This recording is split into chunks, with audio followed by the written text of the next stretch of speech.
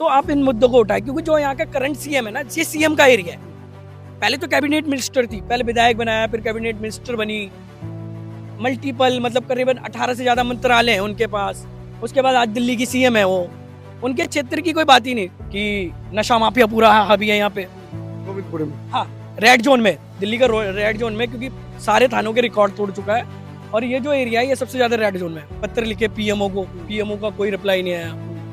DDA के अधिकारी बार बार involve होते, डेमोलिशन करते। तो हमारा एक सहारा बचा दिल्ली हाईकोर्ट। इसको लेकर हमने बड़े बड़े लीडरों से मुलाकात करी, मिनिस्टर से मुलाकात करी, कोई रिस्पॉन्ड नहीं आया। जो सेंट्रल में बैठे हैं, जो स्टेट में बैठे हैं, उनका भी कोई रिस्पॉन्ड नहीं है।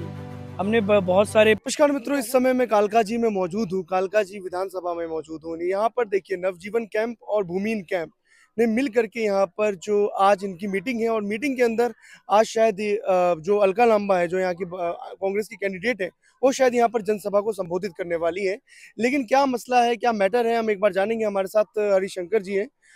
क्या मैटर है ये बहुत सारे लोग जो है यहाँ पर आए हुए हैं? एक्चुअल में इनको 2022 में घर के नाम पर जुमला दे दिया गया। कुछ काफी सारे परिवार है हमारे बीच में। पहले तो भूमिहीन कैंप बेघर हुआ, उसके बाद नवजन कैंप की भी बारी आ गई। जो परिस्थिति भूमिहीन की है, सेम परिस्थिति नवजन कैंप की भी है। मैं आपको बता दूं, ये बहुत गंभीर मामला है। इसको लेकर हमने बड़े बड़े लीडरों से मुलाकात करी, मिनिस्टर से मुलाकात करी, कोई रिस्पॉन्ड नहीं आया। जो सेंट्रल में बैठे हैं, जो स्टेट में बैठे हैं, उनका भी कोई रिस्पॉन्ड नहीं है। हमने बहुत सारे पत्र लिखे पीएमओ को, पीएमओ का कोई रिप्लाई नहीं आया। डीडीए के अधिकारी बार बार इन्वॉल्व होते, डेमोलिशन करते। तो हमारा एक सहारा बचा दिल्ली हाईकोर्ट। हमने प्रदर्शन के बाद अपने प्रदर्शन करे, खूब हाई तौबा मचाई, थाने गए, हमने न्याय की मांग करी, हमें कुछ नहीं मिला। तो इन चीजों को देखते हुए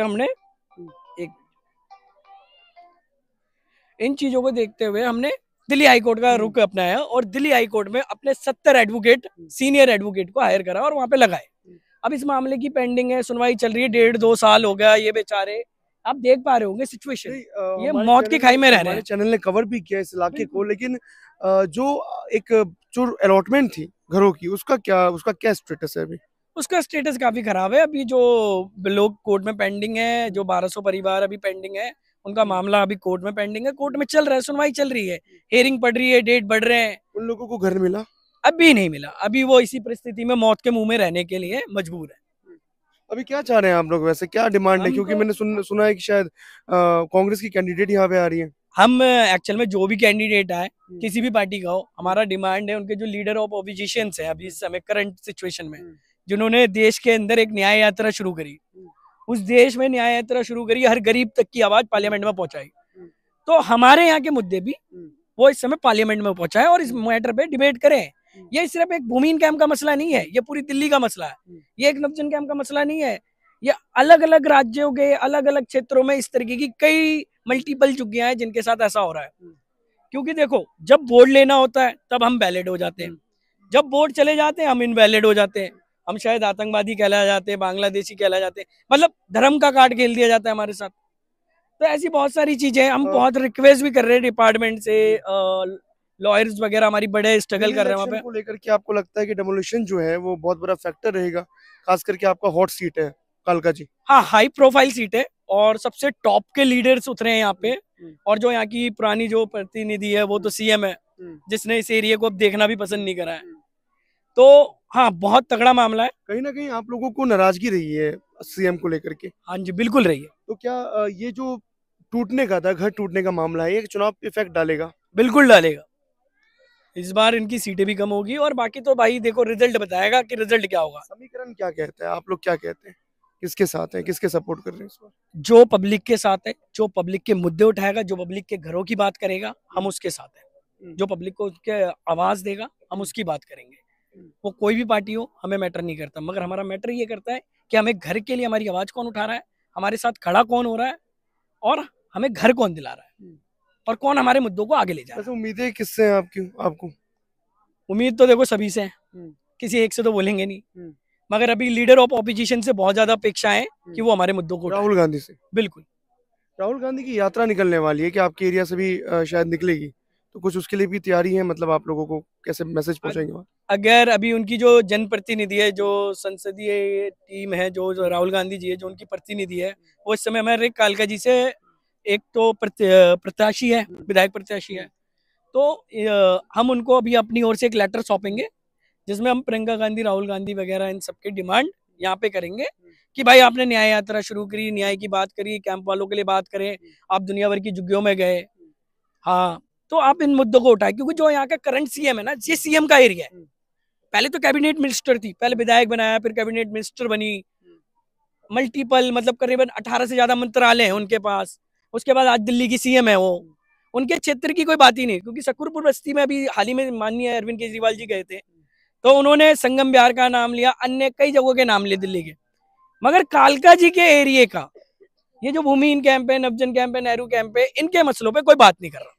मतलब आप लोगों की नाराजगी है कि ये मसला उठता भी नहीं है? मसला उठता भी नहीं है ना भाई। आप लीडर, आप जब तक अपना ऑपोजिशन का रोल नहीं निभाओगे, मतलब विपक्ष का रोल नहीं, मतलब रोल नहीं निभाओगे, तब तक हमारी आवाज कौन सुनेगा? अगर विपक्ष इस मुद्दों को उठाए तो मुझे नहीं लगता कि हमें न्यायालय तक में इतनी मतलब संघर्ष करना पड़ेगा। न्यायालय से पहले हमारा फैसला आ जाएगा।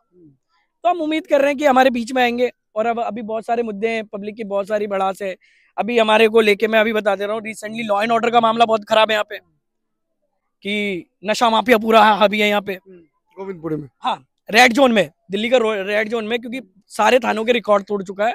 और ये जो एरिया है ये सबसे ज्यादा रेड जोन में है, क्योंकि क्राइम रेट्स यहाँ पे बहुत मतलब कहते हैं ना अधिक मात्रा में आ चुका है यहाँ पे। जो कैंप में अभी लोग रह रहे हैं, क्या उनको पानी और बिजली वगैरह की सुविधा मिल रही है? नहीं, पानी ये वो बाहर से वो कर रहे हैं, बिजली की सुविधा है, और अगर एक बार लाइट डिस्कनेक्ट होगी तो फिर लाइट आपको मिलेगी नहीं।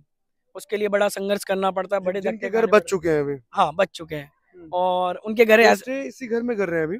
हाँ, यही रह रहे हैं, ये टूटे फूटे घर में। हाँ, विकल्प नहीं है।